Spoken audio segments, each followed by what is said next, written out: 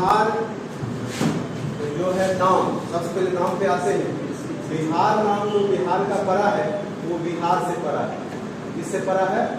बिहार से पड़ा है। और बिहार का अर्थ होता है बौद्ध। जो भिक्षु सब जहाँ पे ज्ञान अध्ययन करने जाते थे, ठीक है, बौद्ध भिक्षु जहाँ पे जा करके रहते थे, उस शिक्षण केंद्र को वहाँ पे रेसिडेंशियल रहते थे, आवासीय बना करके। क्योंकि बाहर से आते थे, चीन से आते थे, जापान से आते थे, कोरिया से आते थे, तो वो लोग आकर के यहाँ रहते थे और जा करके अपना नालंदा में विश्वविद्यालय में शिक्षा अध्ययन करते थे। तो वो जहाँ रहते थे उसी को बिहार कहा जाता था।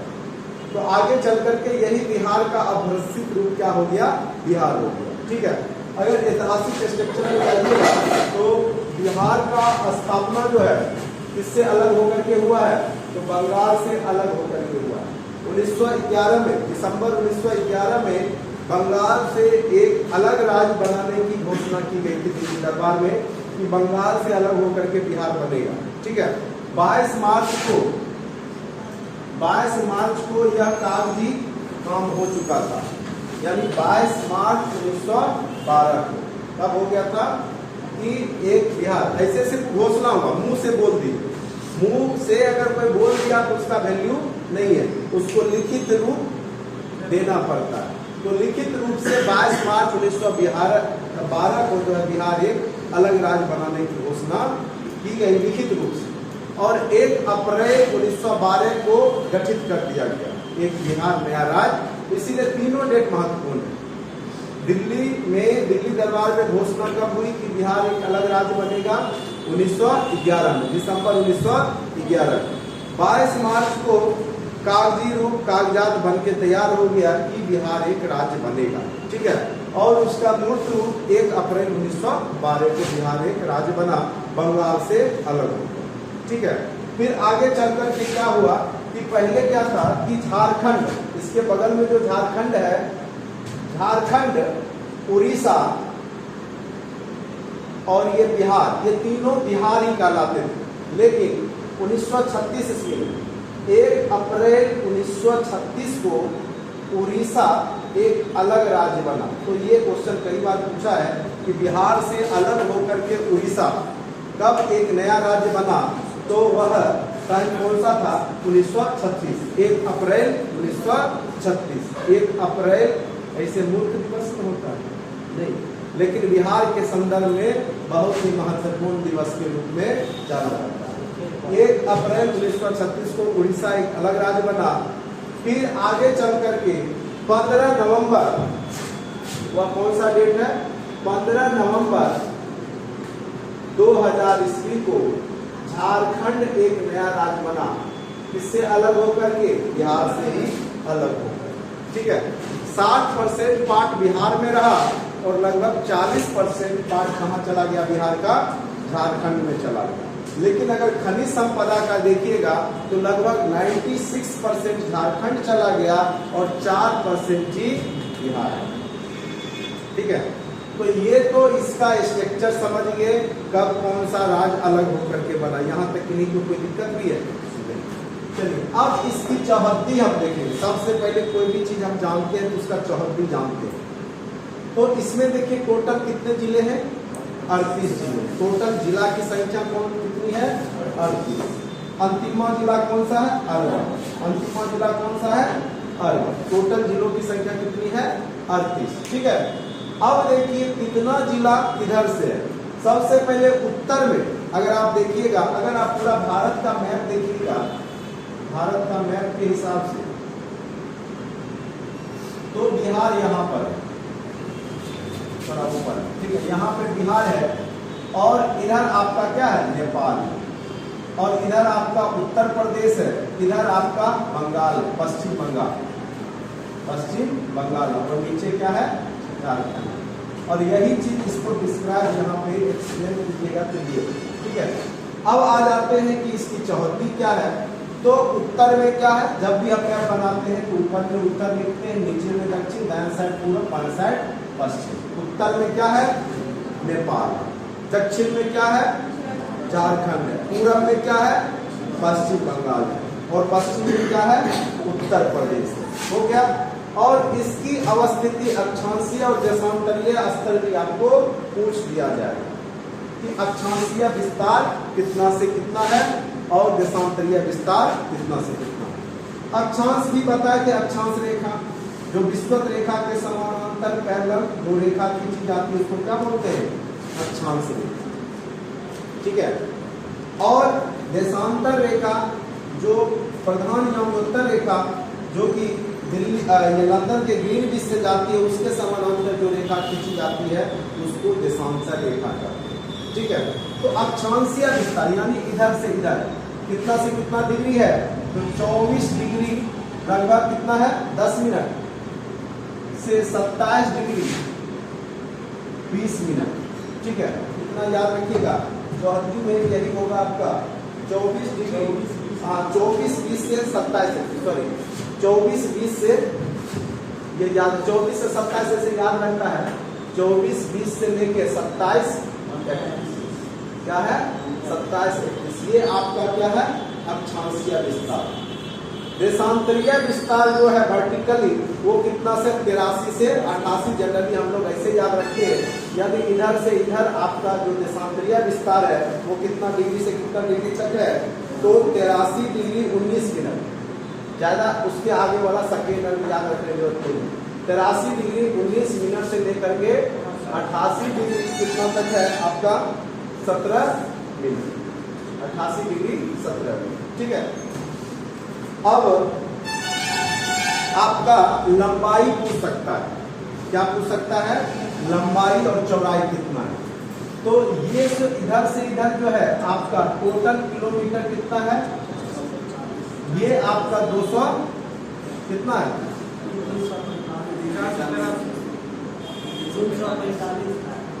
कौन सा? उत्तर से दक्षिण, उत्तर से दक्षिण कितना है? 345। और ये कितना है? 483। बिल्कुल सही। ऊपर से नीचे, उत्तर से दक्षिण जो लंबाई है वो कितना है? 345। 3 4 5 कितना है? 3 4 5 लगातार सीरीज 345 किलोमीटर। लेकिन वो है उत्तर से दक्षिण यानी नेपाल से लेकर के झारखंड। जबकि यूपी से पश्चिम बंगाल तक की दूरी कितना है? 483 किलोमीटर। तो ये पूछ सकता है कि बिहार का लंबाई कितना है, चौड़ाई कितना है। लंबाई हो गया 483 किलोमीटर, जबकि चौड़ाई कितना हो गया? 345 किलोमीटर। और यह आकृति किस प्रकार का है? चतुष्कोणीय है, यानी चतुर्भुज की तरह। यह आकृति सिंपल हम ऐसे भी बना सकते हैं। अगर ज्यादा ड्रॉ करने नहीं आता तो ऐसे भी बना दिए। तो एक आयताकार आकृति में है, लगभग आयताकार आकृति में आपका बिहार। ठीक है।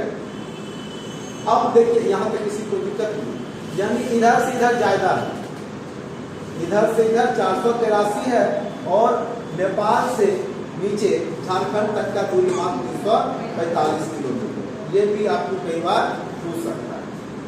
यदि कोई दिक्कत की है यहाँ तक। अब नेक्स्ट आते हैं, थोड़ा सा जाके लाइट के बारे में।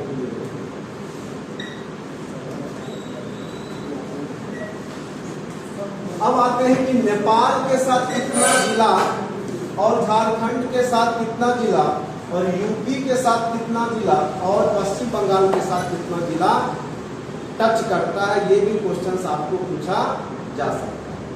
ठीक है। तो सबसे पहले काउंट कीजिए नेपाल की तरफ कितना जिला है।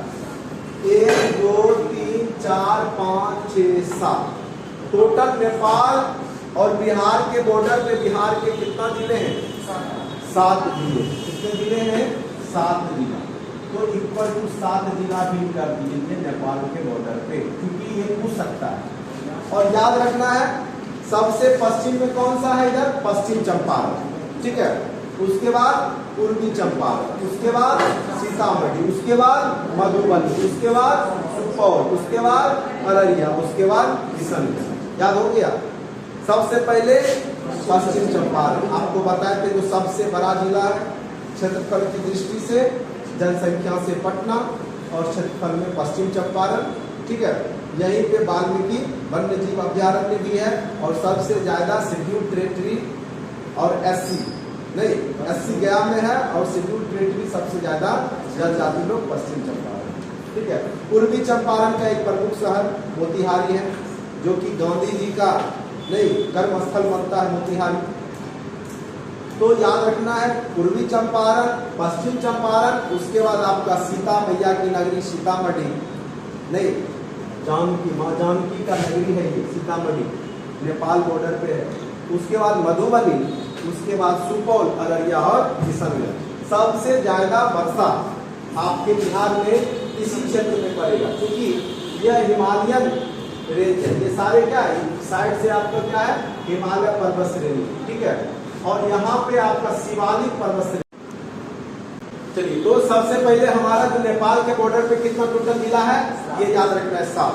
अब देखिए बिहार का और यूपी के बॉर्डर पे कौन कौन सा जिला है, देखिए तो सबसे पहले ऊपर में देखिए पश्चिम चंपारण, उसके बाद नहीं पूर्वी चंपारण इधर है, ठीक है, गोपालगंज, सीवान।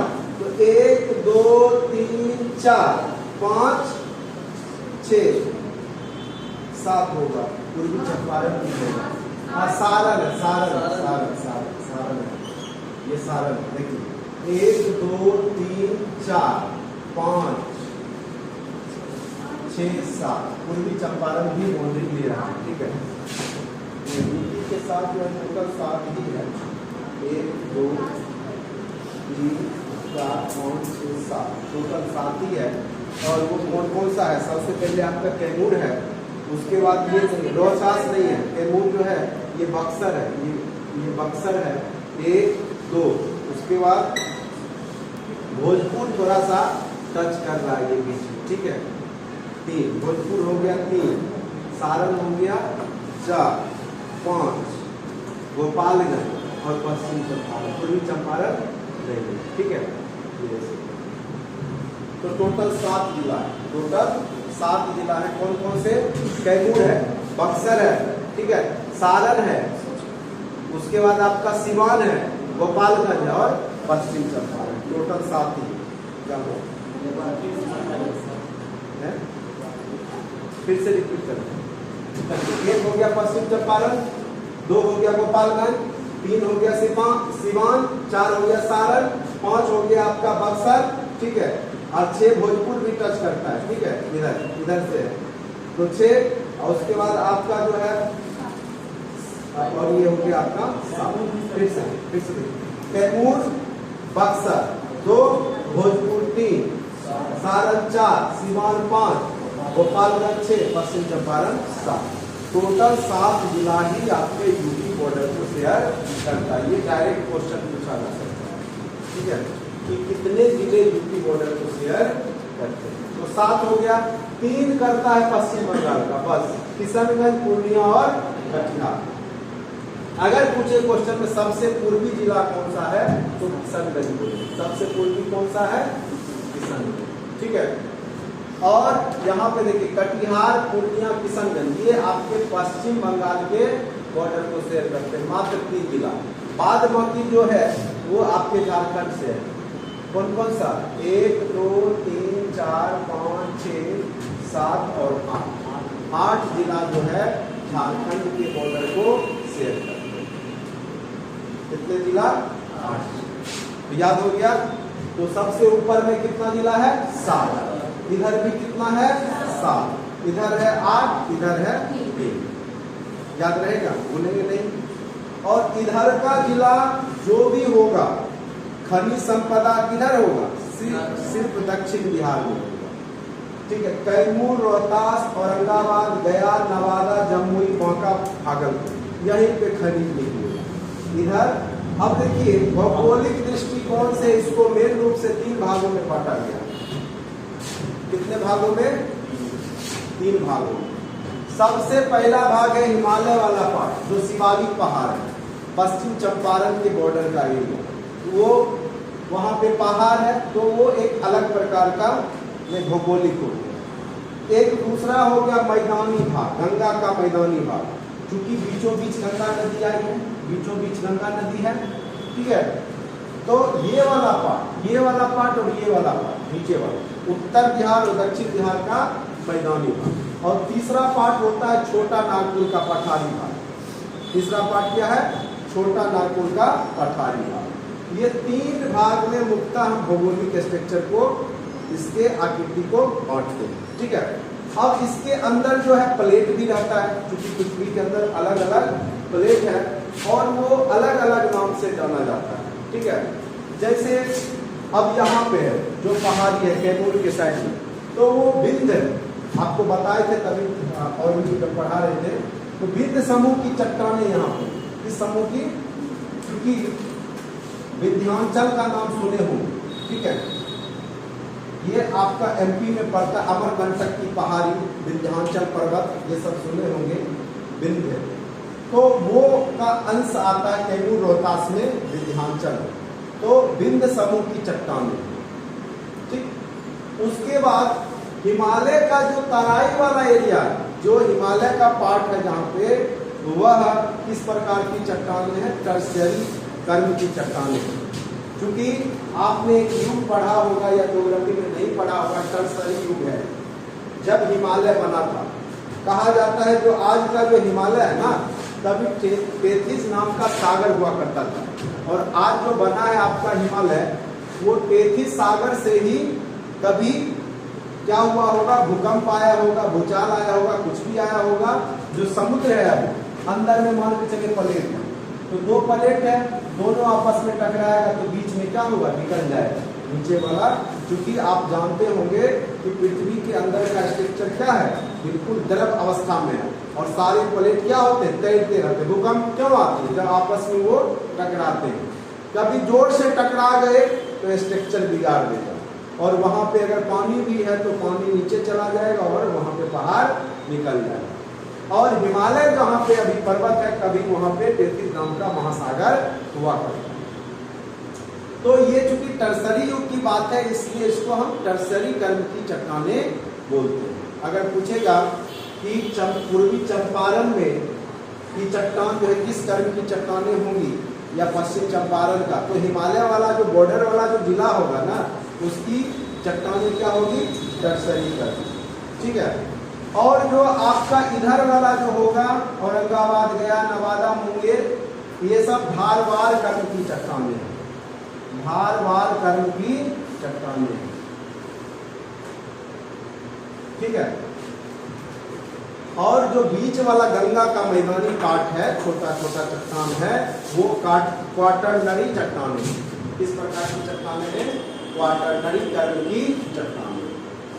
ठीक है, तो यहां से आपका क्वेश्चन भौगोलिक स्ट्रक्चर से भी पूछ देता है। पूछेगा कि बिहार के किस क्षेत्र में शिवालिक पर्वत श्रेणी है, तो वह क्षेत्र कौन सा है? एक तो उत्तर, दूसरा पश्चिम। उत्तर पश्चिम दिशा में आपका कौन सा पर्वत श्रेणी है? शिवालिक। ठीक है, शिवालिक में भी आगे चल करके बहुत सारा दून है, जैसे रामनगर दून है। ठीक है, दून होता है 2 पहाड़ों के बीच का जगह, जैसे देहरादून है, 2 पहाड़ के बीच में बसा शहर है। दून हुआ 2 पहाड़ों के बीच का समतल का जगह, घाटी 2 पहाड़ों के बीच का गहरा। ठीक है, तो वो यहाँ पे शिवालिक तो उत्तर पश्चिम में है और पश्चिम चंपारण में होगा। ठीक है, तो भौगोलिक स्ट्रक्चर रूप से आप मैदानी भाग हो गया एक बीच वाला, स्ट्रक्चर के रूप में 3 भाग, एक तो हिमालय वाला, हिमालय का तराई वाला पार्ट, हिमालय का पार्ट हो गया, दूसरा गंगा का मैदानी भाग उत्तर और दक्षिण, तीसरा छोटा नागपुर का पठारी भाग। ठीक है, अब प्लेट के हिसाब से देखेंगे, चट्टान के हिसाब से देखेंगे, तो ये कैमूर रोहतास विंध्य समूह की चट्टानें होंगी, जबकि इधर जो बाद बाकी जिला होगा धारवार कर्म की चट्टानें होगी, और बीच वाला होगा क्वाटरनरी चट्टानें होंगी, और ऊपर वाला हिमालय का जो सटा हुआ जो सब जिला है नेपाल का बॉर्डर, वो सब किस कर्म की चट्टानें होंगी? वहां पे टर्शियरी कर्म की चट्टानें। इसमें कहीं किसी को कोई दिक्कत है तो पूछ सकते हैं। ठीक है, ये भौगोलिक स्ट्रक्चर। अब देखिए कुछ इंपॉर्टेंट पॉइंट से साथ साथ कराते जाएंगे, जिससे कि आपको दिक्कत नहीं होगा। और आप जो है मोबाइल में आपको पीडीएफ हम देते हैं, उसको निकालिए,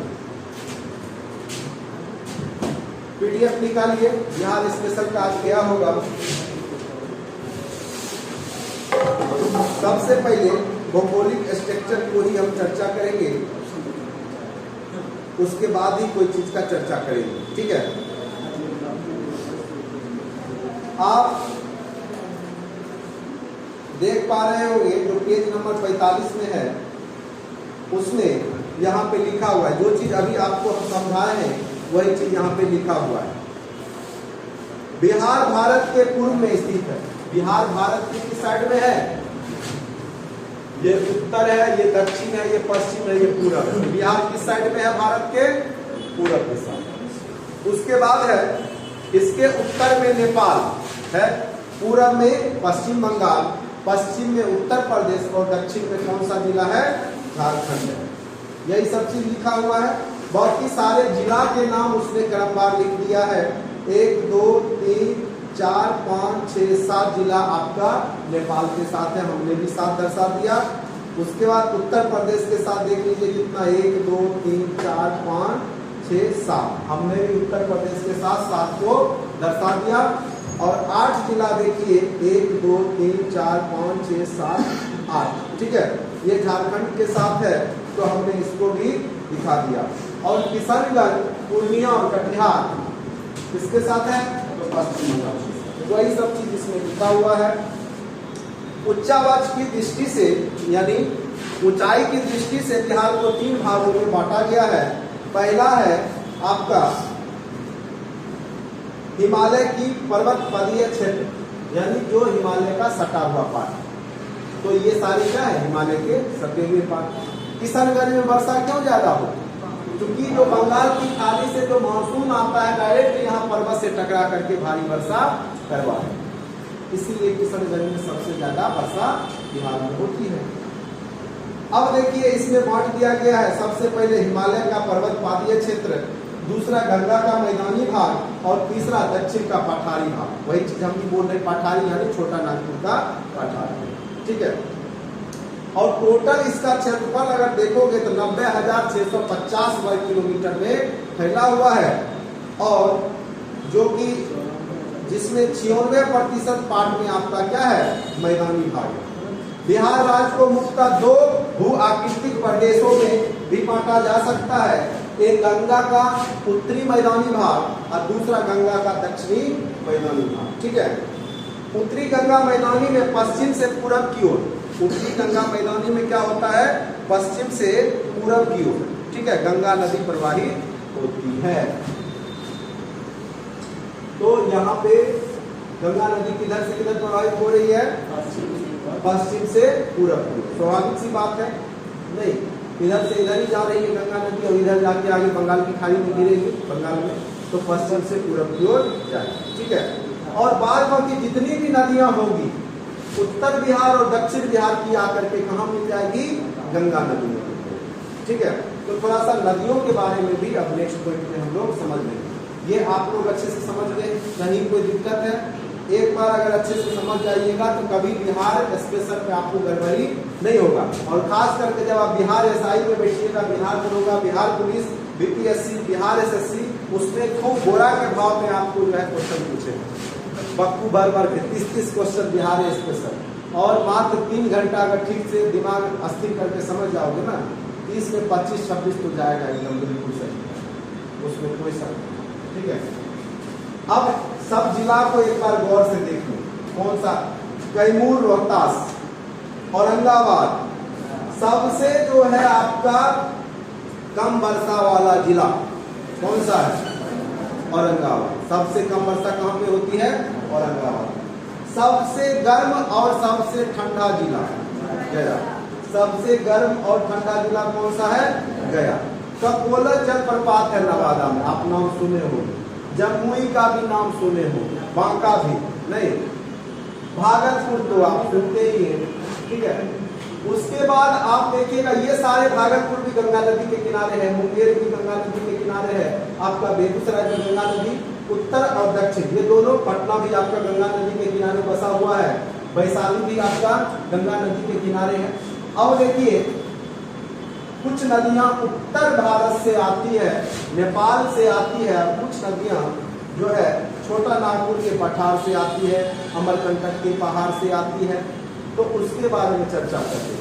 ठीक है, जिला में मेन रूप से आपको पूछेगा सबसे बड़ा जिला पश्चिम चंपारण, जनसंख्या के दृष्टि से आपको बताए हुए हैं पटना, घनत्व के दृष्टि से सबसे ज्यादा घनत्व शिवहर, और लिंगानुपात में सबसे अच्छा गोपालगंज, सबसे कम भागलपुर और मुंगेर या भागलपुर। तो इस तरीका से क्वेश्चन आपको पूछा जाता है। और जनसंख्या वाला जिस दिन पढ़ाए थे उस दिन आपको हमने अच्छे से सब जिला के बारे में बताया, कल ही तो पढ़ाया था। अब नदी का चर्चा करें, इसको मिटा दें।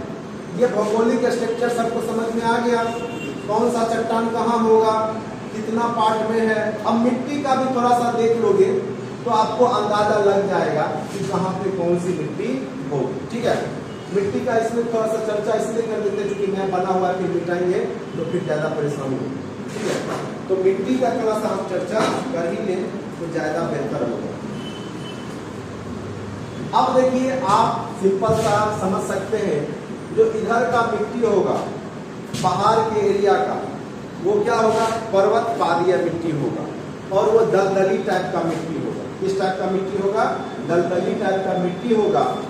यानी चूंकि वर्षा ज्यादा होगी तो वहां पे पानी जमा होगा तो दलदल होगा, और आप देखिएगा बाढ़ खूब आएगा। सीतामढ़ी जाओ डूबले रहेगा आधा सीजन, नहीं, इधर मधुबनी जाओ डूबले रहता है। क्यों डूबा रहता है, चूंकि वर्षा भी होती है और नेपाल का जो है पानी भी जो है अभी नदी का जो स्ट्रक्चर भी इधर आ जाएगा तो सारा पानी इधर ही आ जाता है, आगे आकर के वो गंगा में मिलेगा। तो इधर की मिट्टी भी क्या होगी, दलदल होगी, पर्वत पादीय मिट्टी होगी। और इधर जो बीच का जो मिट्टी होगा, जहाँ पे गंगा नदी है या अन्य नदियां हैं, वहां की मिट्टी होगी जलोढ़ मिट्टी। ठीक है, जलोढ़ जो नदियों द्वारा लाई गई मिट्टी को क्या बोलते हैं, जलोढ़ मिट्टी बोलते हैं। और उसमें भी दो प्रकार का होगा, खादर और बांगर। तो मधेपुरा, सहरसा इधर जाइएगा, खगड़िया, तो इधर जो है आपको जो गंगा नदी से जो दूरी बन गया है, इस कारण से वहां पे क्या होगा, बांगर मिट्टी होगा। ठीक है, और खादर जहाँ पे होगा जहाँ बार बार बाढ़ आता है, जैसे मुजफ्फरपुर हो गया, ठीक है, दरभंगा हो गया, वैशाली हो गया, ये समस्तीपुर, बेगूसराय, यहाँ सबकी मिट्टी क्या हो जाएगी, खादर हो जाएगी। ठीक है, जहाँ बार बार नवीन जलोढ़ मिट्टी आते रहती है। ठीक है, तो मेन रूप से आप ये सब भी क्वेश्चन पूछता है, फसल भी पूछ देता है, जहाँ पे सबसे ज्यादा कौन सा फसल होता है। तो गेहूं में याद रखिएगा रोहतास आगे है, गेहूं में सबसे ज्यादा कहाँ होता है, रोहतास में होता है। मक्का खगड़िया में होगा, इधर है खगड़िया, बेगूसराय के बगल में नहीं, खगड़िया में मक्का सबसे ज्यादा उत्पादन होगा। गन्ना सबसे ज्यादा कहाँ पे होगा, पश्चिम चंपारण, पूर्वी चंपारण, यानी चंपारण में गन्ना की खेती। इधर जो आपका खूब होगा गन्ना और धान की खेती। ऐसे धान में भी रोहतास के गुण आगे है, लेकिन इधर भी आपका जो है पश्चिम चंपारण में भी धान की खेती होगी, गन्ना की खेती होगी। जूट का खेती आपका इधर होगा, बंगाल से जो सटा हुआ पार्ट है, किशनगंज, पूर्णिया, कटिहार, जिधर पानी रहेगा उधर जूट होगा। जहाँ वर्षा चाहिए, जूट के लिए क्या चाहिए, पानी चाहिए। ठीक है, और वह देखिएगा कि पानी में ही वो होता है। और उसके बाद आपका मखाना जो होता है पानी में होने वाला वो फल है, बाद में उसको जो है तो वो आपका इधर ही आपका होगा, किशनगंज, इधर जो है कोसी क्षेत्र जो है, कोसी क्षेत्र, हाँ दरभंगा में भी है। तो ये सब कोसी का बेल्ट किया जाता है, कमला कोसी का एक क्षेत्र है। तो जहाँ पे पानी जमा होगा वहीं पे आपका मखाना का भी खेती होगा। ठीक है, तो मखाना में मधेपुरा भी मार सकते हैं, ऑप्शन देख लीजिएगा, सहरसा, मधेपुरा। मेन रूप से मखाना का जो प्रोडक्शन हो रहा है दरभंगा में बहुत ज्यादा हो रहा है। ठीक है, तो वो भी आप मार सकते हैं। जूट में किशनगंज, पूर्णिया या कटिहार कोई ऑप्शन देगा, इसी में आपका जूट की खेती आपके बिहार में होता है। और भारत पूरे विश्व में दूसरे नंबर पे जूट की खेती में आपका बांग्लादेश के बाद आपका बिहार आता है। सॉरी, अगर भारत में देखिएगा तो पश्चिम बंगाल के बाद बिहार का ही नंबर है जूट की। जूट मतलब समझता है, अरे जो बोरा जो होता है जिसमें आलू जो आता है, आलू प्याज नहीं लगता है, सूती वाला प्याज तो आता है प्लास्टिक वाला, आलू सब जो रहता है वो हुआ जूट। ठीक है, तो याद रखिएगा, उधर हो गया। और खेती में क्या पूछ सकता है, और गेहूँ और ये धान में ये रोहतास आगे है अभी, दलहन याद रखिएगा, दलहन में पटना जिला है। दाल में चना का दाल, मसूर का दाल देखते हो, मोकामा टाल में देखते हो खाली दालें होता है, वो पटना जिला ही है ना मोकामा, इसीलिए मोकामा में सबसे ज्यादा दाल होता है। और तिलहन होगा आपका यही पश्चिम चंपारण में, पश्चिम चंपारण और तिलहन तेल जिससे होता है सरसों तो इधर। तो ये दोनों जो जमीन है इधर का जो है बहुत ज्यादा उपजाऊ है। साक्षरता में भी आपको बताया कि रोहतास एक नंबर का, साक्षरता में भी बहुत आगे है, रोहतास एक नंबर पे है, ठीक है। चलिए नदी के बारे में थोड़ा सा चर्चा करें।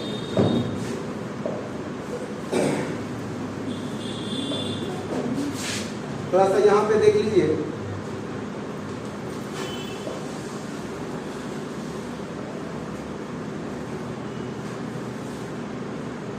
जलवायु यहाँ की मानसून जलवायु, बिहार की जलवायु किस प्रकार की जलवायु है, मानसून जलवायु है। और ज्यादा वर्षा लेकिन दक्षिण पश्चिम मानसून से ही होता है।